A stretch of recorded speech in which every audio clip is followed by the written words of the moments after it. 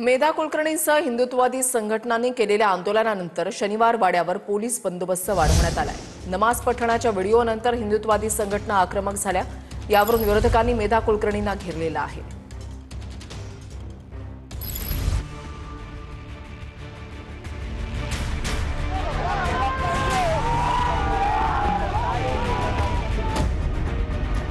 हिंदुत्ववादी संघटना आणि खासदार मेधा कुलकर्णींच्या आंदोलनानंतर शनिवार वाड्यावर पोलिसांनी मोठा बंदोबस्त लावलाय। शनिवार वाड्यामधला नमाज पठणाचा व्हिडिओ समोर आल्यानंतर हिंदुत्ववादी संघटनांनी आंदोलन केलं होतं।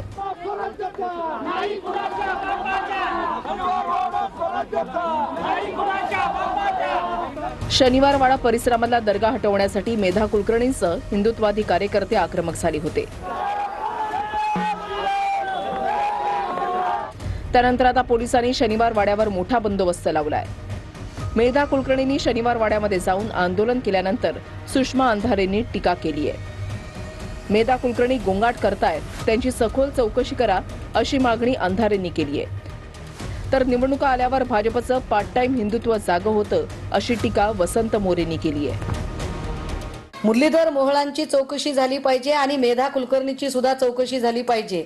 मुरलीधर मोहोळांनी जैन ट्रस्टची जी जागा हडप करण्याचा प्रयत्न केला, हा मुद्दा बाजूला पडावा यासाठी ठरवून मेधा कुलकर्णी एक गोंगाट करण्याचा प्रयत्न करत आहेत। ज्यावेळेस 2017 साली पुण्यामध्ये 100 नगरसेवक भारतीय जनता पार्टीचे निवडून आले, त्यावेळेस त्या 100 नगरसेवकांची मिरवणूक शनिवारवाड्यापासून काढण्यात आली होती।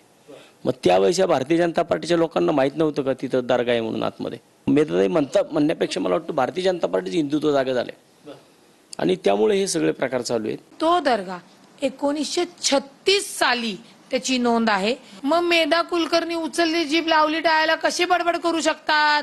तू सरकार नाहीये, तू सरकारमध्ये काम करणारी लोकांची नोकर आहेस। खासदार असो नाहीतर मंत्री असो, इथं आपल्या इथं पंतप्रधान सुद्धा कायद्याच्या अखेरीत येतात, मुख्यमंत्री सुद्धा येतात, तर मेधा कुलकर्णी की झाडकी